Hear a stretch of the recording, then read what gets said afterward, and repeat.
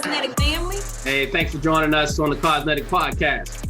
Cosmetic means being a person or thing that gives rise to a phenomenon that is dynamic or energizing. We're tackling topics and telling the truth. I'm Rodrigo Ross. I'm Keith Benson. So today our topic is I am what I am, and I am so excited. We are featuring two of the best, the most awesome, the most fabulous CEOs in this country. We have Mr. Kevin Bolden, President and CEO of the YMCA of Greater Pittsburg, and none other than Ernest Lamour, the Chief Executive Officer of the Ridgewood YMCA, New Jersey. Welcome, fam. Hey. So look, let me jump in here. So I'm gonna start off. So like Kevin is my almost favorite supervisor, and so somebody made the mistake of not hiring the brother. He was gonna be my supervisor. I was looking forward to working with him, man. We were in sync. We had some plans, and it's like, and then that brother took off and became supervisor. Well, he did the right thing. Good job, Kevin. It was close. It was close. Supervisor. Is that Keith? Are you still bitter? Is that a thing though? We good now. It's been some years, in between. The brother, now it was their mistake because he's definitely, as you can see, he's going on to do some great things. Absolutely true. Absolutely true. Well, today we want to talk to you guys about your amazing ability to navigate, right, and stand up and make whole and usher and shepherd your YMCAs through unprecedented times, but also doing that being a Black man, right? Like you can't detach one from the other. And so we just love to kind of spend today chopping it up, talking about that dynamic and hearing from you in those kind of ways. So how are you navigating this space lately? Like the world, some days, Brother Ernie, would you like to get it started? You're Jay-Z, man. Go ahead. Okay. He had to get that in. Right. He had to get that in, courtesy of Mr. Duvall. First of all, it's good to spend some time with you all. Good to see my friend Ernie on the screen as well. One of these days, we'll all see each other face to face, and those will be good days. For me, how am I doing? Hey, this has been hard. It's been hard on everybody. It's, I think when you go through what we've all been through, whether you're big Y, small y, whether you're, north, south, east, or west, there's no easy way to navigate this whole thing. We just had a meeting earlier today with some of the other CEOs in this part of the state, and we were all face to face, and we didn't know how to act. People were like, hey, hi, hey, and it was really awkward, but it was so good seeing faces and all of that. But personally, I'm navigating. It's been tough. It's been tough for our Y. We're not one of those Ys that's sitting on a ton of money. So it's been tough as we've had to navigate this and make some difficult decisions about who can be here and who can't. But it's the type of thing that you have to do. To make sure that your organization can continue to have another day. And in the middle of it, you just try to do what you can to take care of yourself mentally, physically, spiritually. I'm losing weight trying to get, cut up like Ernie. And, all right. Aren't we all? I got a couple Don't extra. lie now, don't lie. So how about you, Mr. Lamour? How are you doing these days? How are you handling it all? I'm doing okay.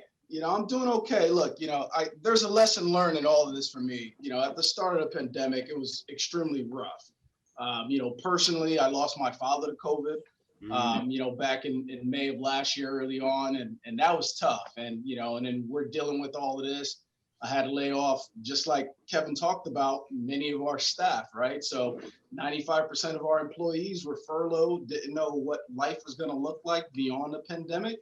And at the same time, we're preparing for when we do reopen and what that might look like.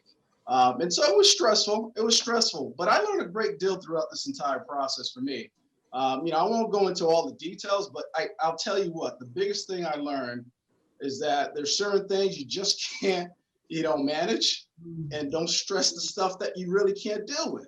The first few months, I did not sleep well. You know, you're talking 2-3 hours a night at best.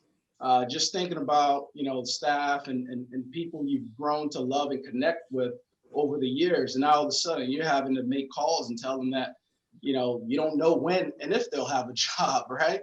And so that was tough. But, you know, we as an organization, we did the right thing. We made some tough decisions. And, you know, we looked at how are we going to serve community better. That was the thing that just kept us going. You know, we know there was a community that needed us. How are we going to do that and do it better than we had been doing prior to the pandemic? And, you know, understanding we had small markets to begin with and operate within that time frame, that budget frame. And, you know, we did what we had to do. But, you know, we are okay, in an okay place now. And that's why I say I'm in an okay place too. Family is great. That's the biggest thing, you know, for me. I looked at this as, all right, the health of my family, are we good? You know, are we still, you know, able to do the things that we have to do? You know, health is wealth during this time. And I, you know, I'm happy with the things that we had to do, but I'm okay. I'm all right. Yeah. So we talked about the pandemic a little bit. So you're African American. You're a CEO, you're leading organizations in the midst of the pandemic. Then you have all the social justice things that come into play. And then you have to come into work and leave to get in your vehicle, not knowing whether you may be pulled over. Like, and then on top of that, because of all the social justice things that are going on, you have your staff that feel some kind of way about that space as well. And those some different things. Like on this personal side, you're African-American male, the social justice issues, you feel something about that. You got hundreds of people that look up to you. Can you guys just kind of walk through how you handle that with your staff and even just some of your personal feelings going through that? Yeah. You know, it's been a really difficult time to try to navigate through all of that now. And I think we all have different dynamics that we play with based upon where we are in our career, in our life, in our communities also. You know, for me, this was a bit of a challenge going through this because Western Pennsylvania, while everybody looked at that at Western Pennsylvania over the course of the election and said, hey, Western Pennsylvania, especially Allegheny County, where I am, is such an important piece for Biden being elected, it doesn't mean that Western Pennsylvania is this grand place of you know, kind of racial utopia. It's just the opposite. Western Pennsylvania and Allegheny County is a really divided city in a divided area. W. Kamau Bell, when he came out with what was his show, the Divided States of America. Yeah. When he came out last season, his first show was on Pittsburg, and he called Pittsburgh the most racially divided city in the country. So trying to navigate all of the craziness that was playing out in the wake of George Floyd's murder, for me, I felt it was really challenging. You know, yes, I have my feelings on the wrongdoing of what had happened, on Black men getting stereotyped, Black men being targeted. Yeah, I feel that every day. But I also know I'm in a community where probably half the people don't feel that.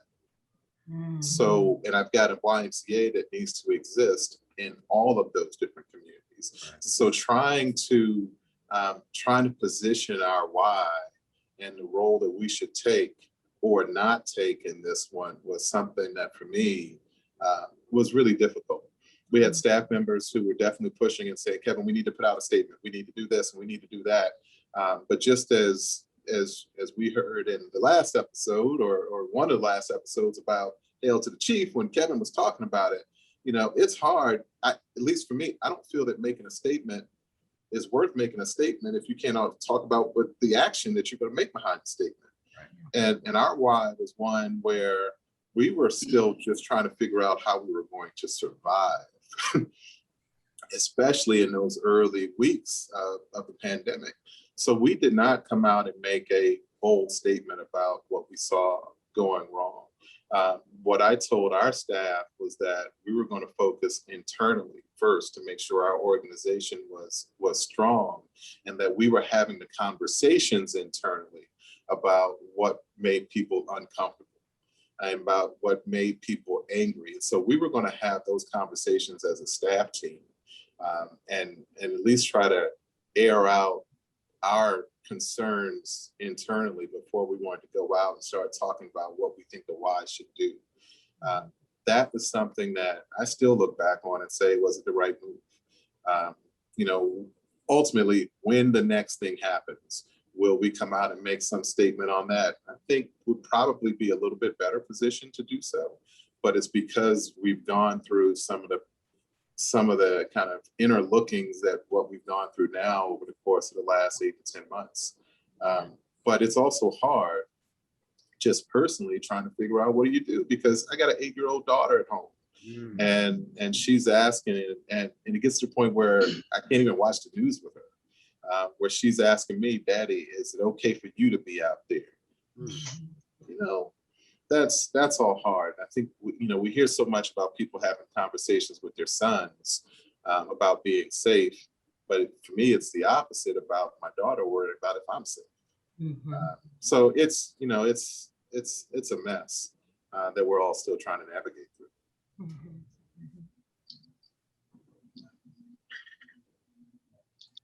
I can definitely relate to a lot of what Kevin is saying too. Like him, I have an 8-year-old daughter who too was nervous about me being out. And my wife and my daughter, their last words before I leave the house every day is, please be careful. Right. And that's just the reality of the situation.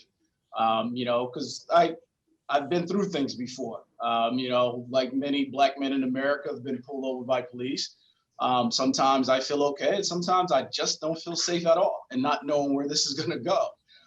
And so, when this all went down back in May of last year, I think I'm fortunate to have landed in a position here as CEO of the YMCA that wanted to see great change, not only in community and in the organization, but throughout the entire country, and understood what was happening. I'm fortunate where there's a board of directors that were in place, who hired their first Black CEO in 120 years of RY being in existence, right? And they understood the true value of diversity, equity, and inclusion, and wanted to talk about that on the board level, right? And wanting to say, hey, listen, when I first got here, I'll never forget this. One of our board members who led the charge had hired me. He said, Ernie, we're a bunch of old white men, and we need to change that. And that was like, oh, okay, you didn't just hire me as the Black CEO. You really hired me to bring about great change. You know what I'm about. And this was great. And we started doing that, started bringing on the right people onto our board. And so that conversation started early on back in January of 2017 for me when I got here.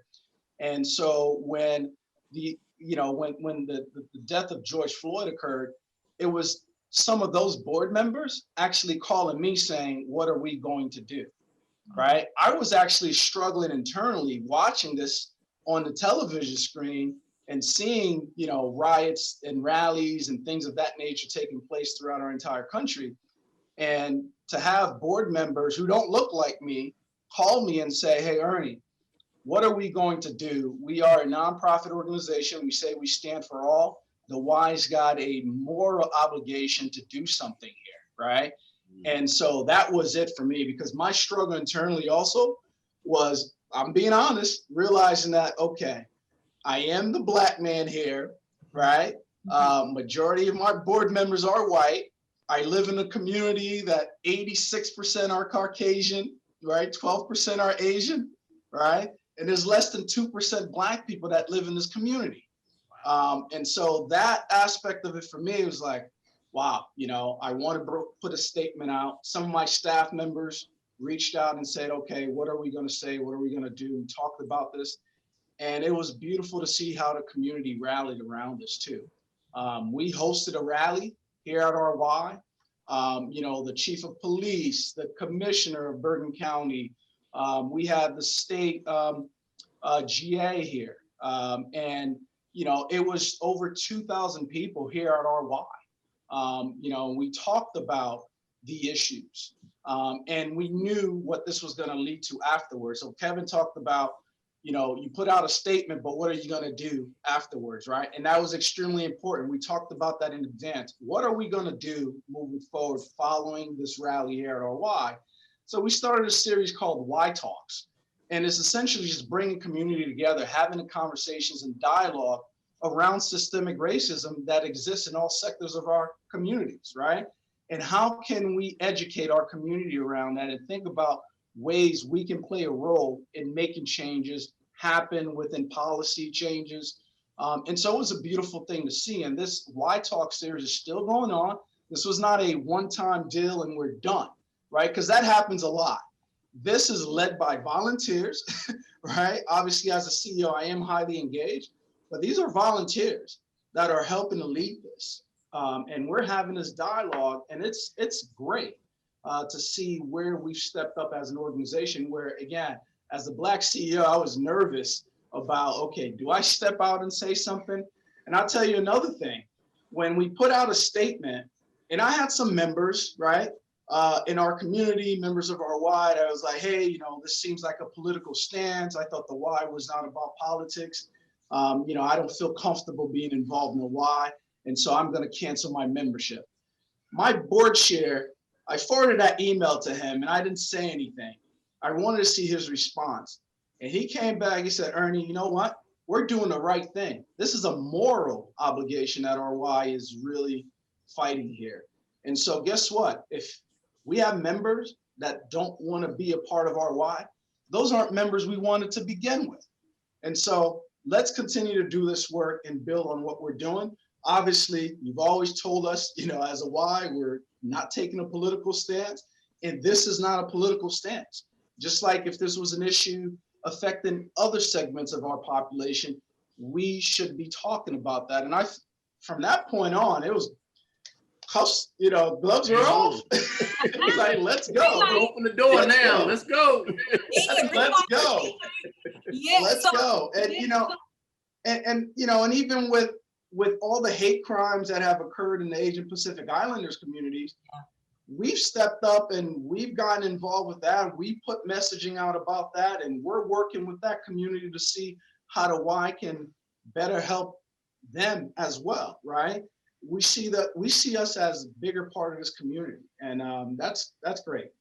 I love it. I love data, and I was trying to research to prepare for this conversation. And so the U.S. National Library of Medicine says that the life expectancy and the mortality rates for Black men is about 71.8 years. For white men, it's 76.3 years. And this was pre-COVID. And scientists and doctors suspect that number is going to go down for Black men because of stress-related health issues that are now going to become prevalent because of this dual pandemic that we're in. And so I wanted to know, what is the way that you guys are relieving stress to take care of your health that we probably wouldn't think you was? Like me, I'm getting back to my roll bounce roots. Like I'm roller skating now, right? Like I'm gonna send y'all a video. I'm nice with it. Gotta see that. You're gonna be so jealous. But what are some of the things that you guys do to kind of relieve stress? Because we know stress is absolutely a detriment to Black men's overall. Let me give y'all a moment to think about that while I chime in on this comment, because I'm just learning about these roller skates. So please. This is why I don't tell you stuff. Right here is why I don't tell you stuff. Boy, I just needed to interject that right there. So go ahead, Brother Kevin. You want to take that one on? Yeah. Well, I'm not on roller skates. I tell you that. When I was working in Miami, I tried rollerblading, and when you 6'4", 6'5", 200,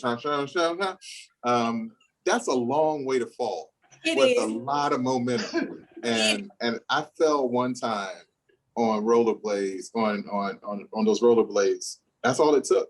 That's the hardest time I've ever fallen in my life. And it's just never gonna happen again like that. I'm never gonna let that happen again. So gotta do the 4 wheels. I'm old Yeah. school. A little more right. Yeah, and my foot's too big. That's just too much. It's just it don't work. It's not a pretty thing. So we know what for you're me, not getting for Christmas. I know exactly right.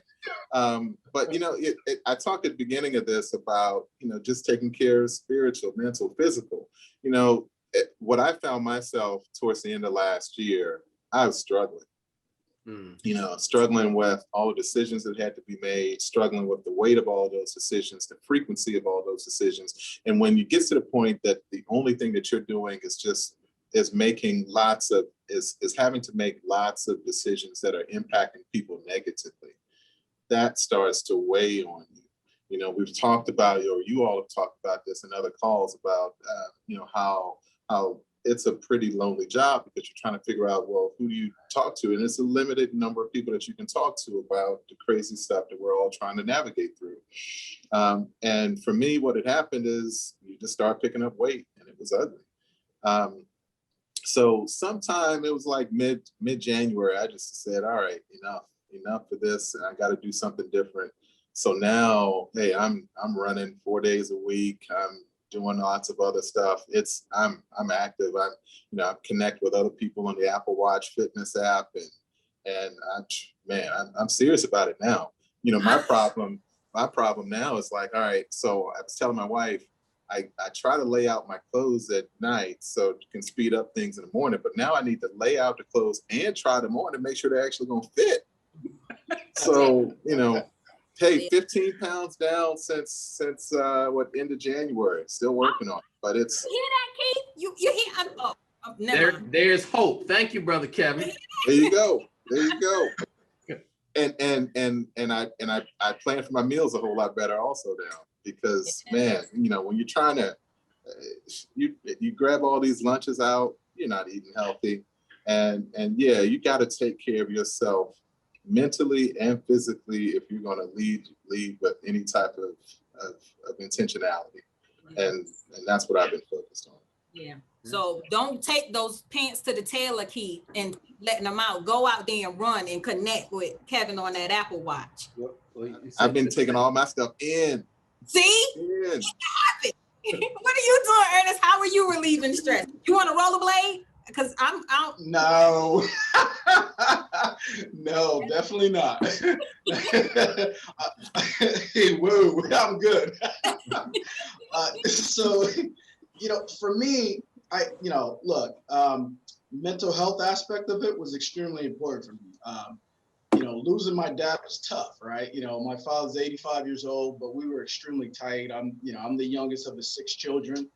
And so, that was my buddy. That's the one person, aside from my wife, that I can always talk to about anything, right? And not worry about criticism or being viewed, differently, right? No judgment zone with the two of them.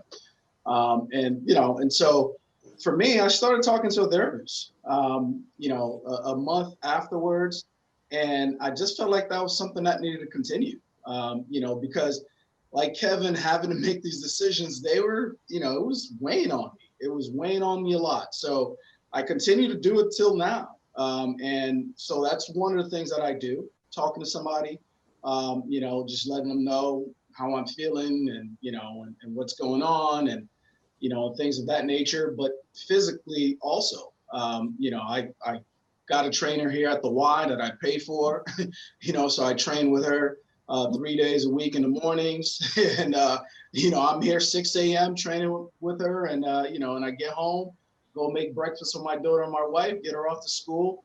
And so spending that family time has also become one of the best things I could have ever done. So if there's anything with this pandemic that I can look at and say has been a good thing, it's the amount of family time that I'm getting. We eat dinners at the table a lot more than we used to. We always did Sunday dinner at the table together. But, we have taco night on Tuesday. So Taco Tuesdays every Tuesday night. We have a good time. We're playing board games at home. And, I talk a whole lot of trash, too. So I'm competitive. I don't care. She's 8. I give her a little spank and let her know. Daddy's got to win no matter what.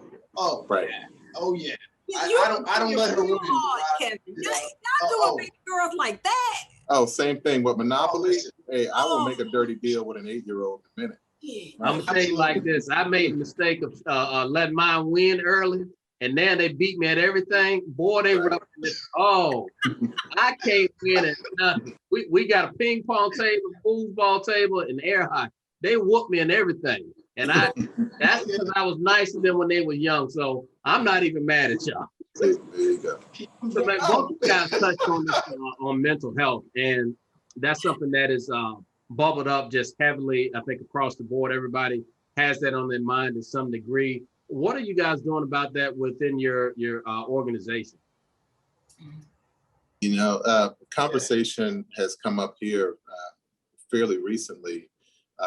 You know, one of our execs said in a call just last week, she said, you know, Kevin, we're tired and we are hurting. And she said, you know, we know there's no one particular thing you can do, but, you know, just you coming out to the branches and just spending time with people helps. You know, you just recognizing that people are going through this just helps.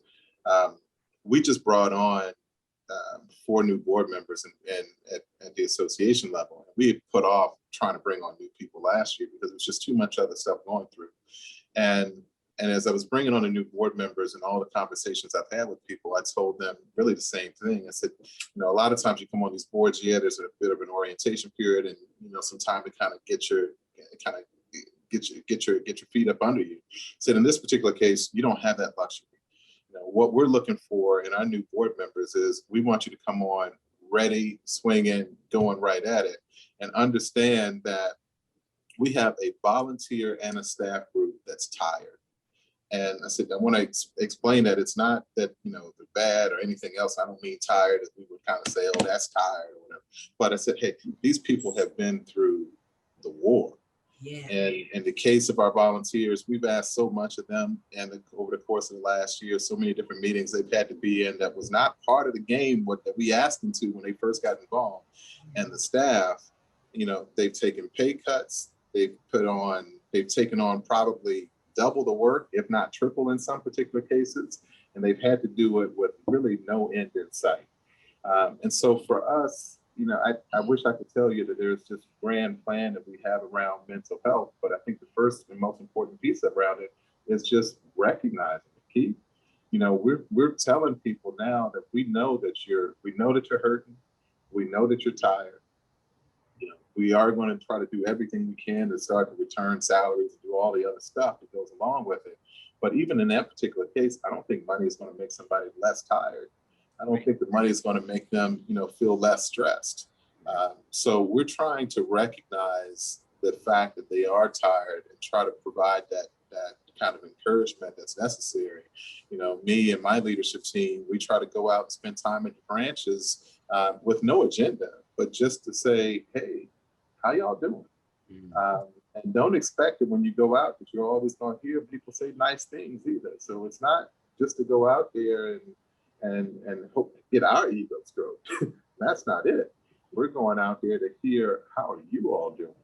So I think we have to be more intentional, you know, once again, about what we do to recognize what people are really struggling with and connect with them and help them all through it. We're all tired, but the people who are at the grassroots, who are dealing with members day in and day out, those people need every bit of support we can give them, in addition to all the normal stuff that happens through ERP and all of that stuff. But it's connecting with people and helping. Yeah. What's going on for you? What are you guys tackling in the mental health space? Well, you know, again, Kevin just does a great job in teeing us up in terms of conversation. You know, we saw the same thing with our staff too, you know, both locations. And one of the things that, you know, Kevin talked about in terms of the money, you know, it definitely doesn't make things, you know, go away, but, you know, it helps, right? And so one of the things that I make sure, you know, I spoke to my board chair about it a few months before our budget was due, and I said, listen, I'm not only going to reinstate my staff salary back to their full levels that they were in, but I'm also going to pay some a little bit more. And we did that, and we found a way to do that because that was important. It's a way to show them that, we cared and we understand that they made a major sacrifice in 2020. And so we wanted to start off 2021 with the right plan, and having those conversations really helped. And I got to tell you, I force people to take vacations, try to figure it out. Listen, if it's a Friday, Monday, do it. And that's one of those things too that I started doing for myself, right? Just like, okay, if I got to take a Friday off or a Monday, I'm going to do that. The work is going to be here. It's not going to go away. I have to be my best self every day that I'm at the Y. And if I'm tired, if I'm fatigued mentally and physically, I'm no good to no one, right? So we push that big time. Letting people see your faces and talking to them and letting them know you've got their back and you're in it with them, that helps. All of that definitely helps. In terms of the mental health space, we're in preventative healthcare as a Y, right? I don't think we always think about it that way. But we started a mental wellness, we call it Y Wellness Now program. And what was happening was just not in our YMCA walls with staff. It was happening in the communities with kids, with adults and families, people losing their jobs. There are people coming here every Tuesday getting food at the Y that you would have never thought was going to happen, 13, 14 months ago. These are not folks you would have thought who would have been coming here. You take a look at our zip code, you have people, the median household income is $186,000. You would never think that these folks, right, would come to, the pandemic has just had a severe impact on everyone's life. And so for the Y to step up and do the things that we're doing is great. And so we started this Mental Wellness Now program, and we've engaged, not just this particular community, but other communities that we weren't even serving prior to the pandemic, and have partnered with, we're not experts, right? We're not experts. We have volunteers that are doctors on our board. We have a licensed child psychologist. We have family physicians that are on our board. And so they engage in this process. We're working with, child psychologists at schools, guidance counselors in some of the schools that we serve. And so we're providing resources, we're providing tools, we're having dialogue, we're doing suicide prevention, and we're working with experts that can have those conversations where the Y is that convening space. Now it's online via Zoom, right? But, there are things that we can do outdoors now. And that's how we've sort of gotten into the mental health space, and really in the preventative side of it more than anything. And we're happy that we can do that. That's what's so great about the Y too, right? We're nimble, we can pivot and do things that other organizations really can't. And we have great talent at our disposal if we use them correctly. Right. And we realize that we don't always have to be the lead dog in everything. Right. There's partnership, let's do that. And that's where we found we can be helpful, and we're doing it.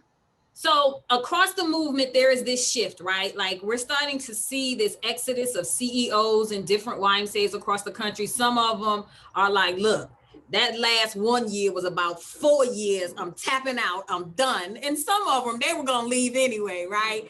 But that presents this amazing opportunity for Black men to start at least trying to inhabit these spaces. So if you could have a sideline, bro to bro, that's what y'all say, bro to bro, I don't know. If y'all can have a conversation, you can get them the cheat codes. How can we be like, no, stay in lane.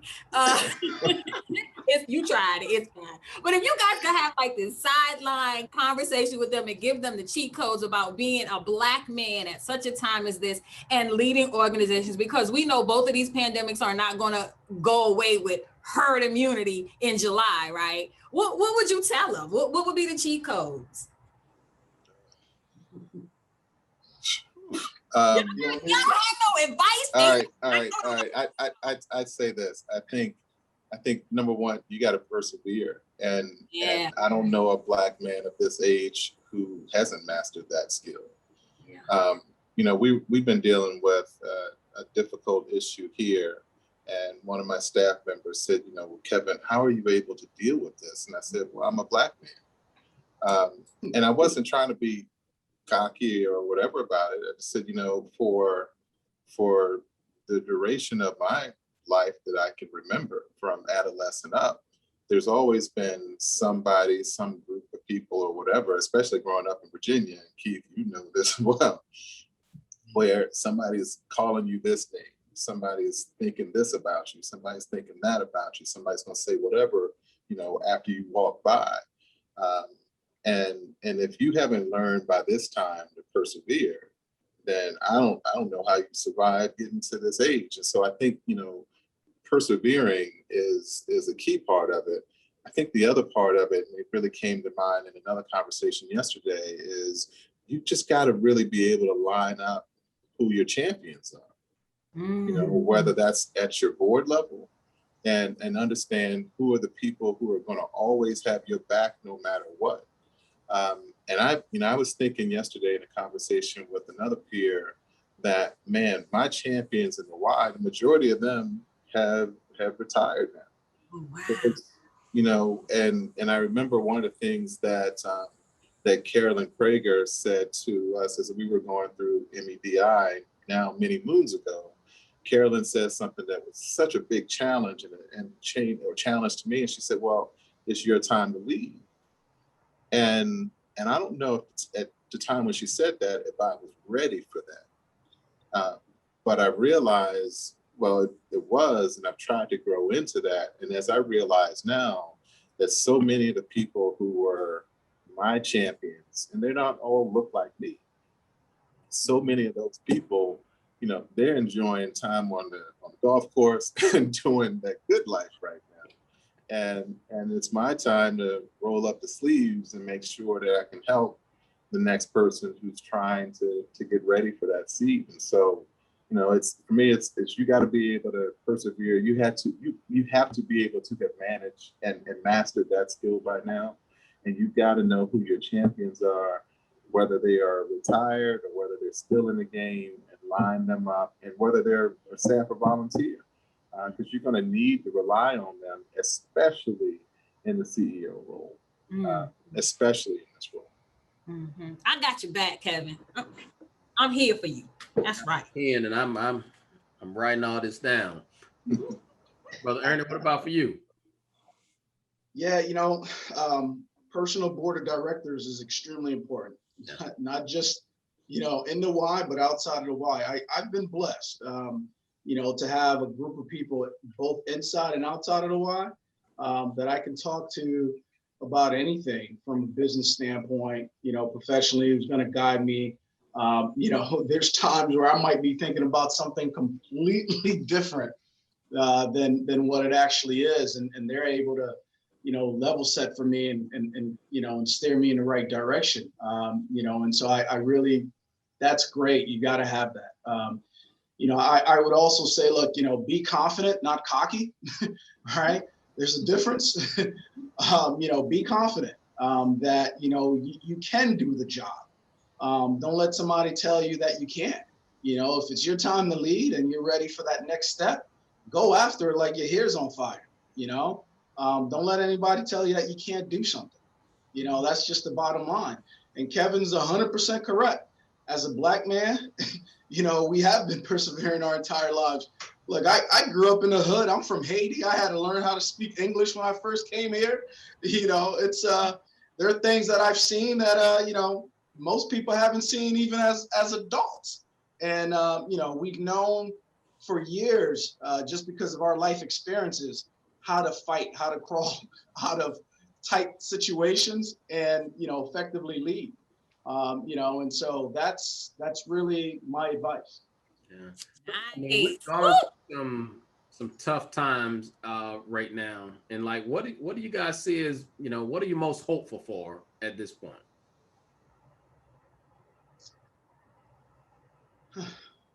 For me, I think there's been a whole different light painted to the Y, or a whole different light directed to the Y around what we can do for communities. I think that in the past, there were many people who considered us to be just a gym and swim but they've started to see us in a completely different light. And now I think it's our challenge to figure out how we live up to that extra shine that we're getting. Right. So I'm hopeful about that. I'm hopeful also about the resilience that has been built now within our staff. I think pre-COVID, you may not have been in the Y that had the biggest budget. You may not have had this or had that. But frankly, pre-COVID, we all had a fairly cush job. We came into work. You generally knew where all your revenue was coming from, and you just had to just not mess it up. But right now, we're all clawing, regardless of the size Y that you're at. We're all clawing and trying to figure out where tomorrow's revenue is coming from, because it is not guaranteed at all. But I do think there's a certain amount of resilience that's built into all of us having gone through this whole trial. I was talking to a group of people yesterday. I think the other one that maybe goes along with that resilience is, I think there's a much deeper level of faith that's kicked in now too.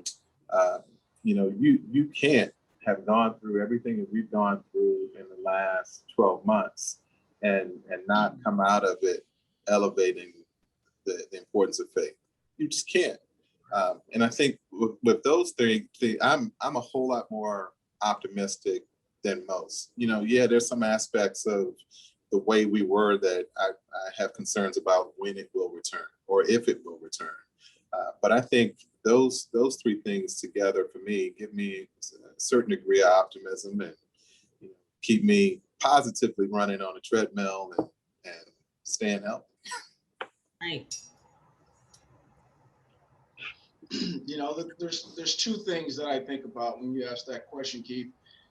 Innovation within the Y and the courageous conversations, right? You think about the things that we're having discussions on now, that would not have happened pre-pandemic. Let's just be honest, right? Because we were happy with the revenue from membership and the fee-for-service programs, right? We weren't thinking outside the box enough. We weren't having these courageous conversations around leading change and having social impact within the communities we serve.